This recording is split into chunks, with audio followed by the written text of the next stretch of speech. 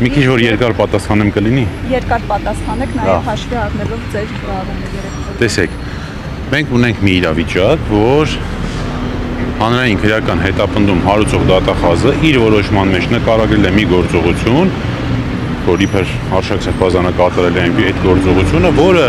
թմրամիջոցների իրացման հետ ոչ մի առնչություն չունի։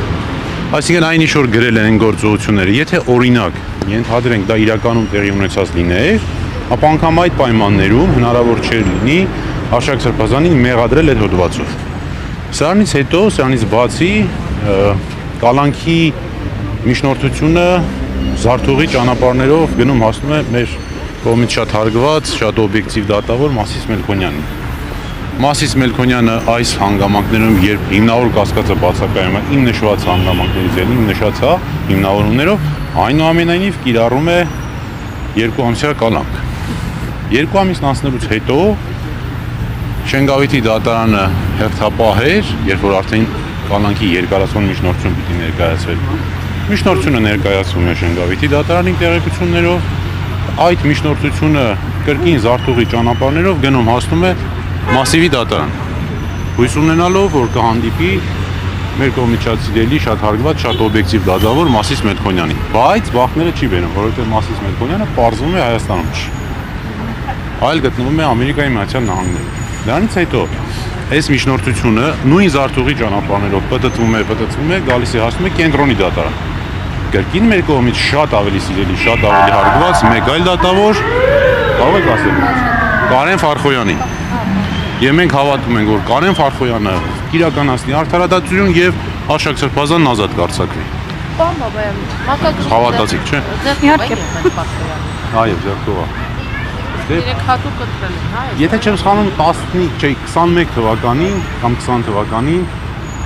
եթե չեմ սխալվում, այս իշխանությունը փոփոխություն ունեցրեց դատական դեպքում, մասնավորապես որ կալանքների միջնորդությունների քննող դատավորներին նշանակվի ձեռքով եւ ոչ թե էլեկտրոնային համակարգով, բայց միևնույնն է այդ դեպքում էլ կա առանձին կարգավորում, որ նման դեպքում ընդհանրապես պիտի այբենական կարգով ընտրվի եւ ոչ թե կամայական ու մուզի։ Բայց մտավախություն ունեն, որ եթե իրենց սրտի դատավորները չունեն, այդ որոնք ես վստահ եմ նրան։ Ես վստահ եմ, դուք կարող եք հիշել որևէ քաղաքական ենթատեքստ ունեցող գործ, որը օրինակ մակագրված լինի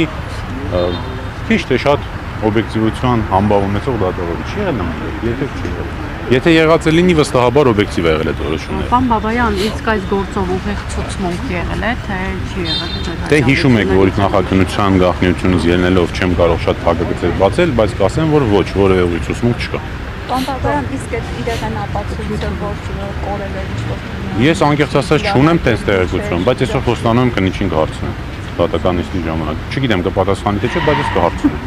Եթե ասեց ինչ պատասխանեց կգամ կասեմ։ Որոշակի ազդեցություն անշուշտ կունենա, բայց ասել թե այդ գործը գոյություն չունի, ընդհանրապես ճիշտ չի։ Հաշվի առնելով նախորդ նիստը, որը կալանքից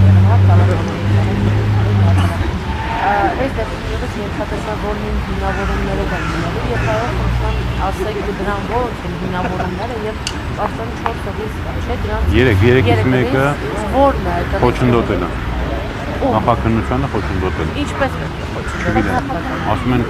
ասում են հեղինակություն ունեցող անձը կարող է խոչընդոտել թե ինչին պիտի խոչընդոտի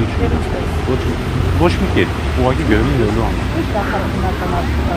դե ես չեմ կարող ասել նախ չգիտեմ, որ իմանամ էլ իրավունք ունեմ արդեն։ Պարոն Բաբայան, դուք այսօր միջնորդելու եք կալանքի բացառական կարգավիճակը։ Գիտեք, հա, ընդհանրապես այս դեպքում պիտի որևէ խափանամիջոցի մասին խոսք չլինի։ Բայց մեր իրականության մեջ, այո, միջնորդել ենք բոլոր հնարավոր այլընտրանքային խափանամիջոցները, այդում դրանց համակցությունը, թե բանկային կալանք չլինի։ Բայց հույս ունենք շատ մեծ, որ հավատում եք, չէ՞ էլի։ Բանը չի փոխվելու, նույնն ալնելու ինչ որ եղել է։ Որովհետև պատմեցին չի։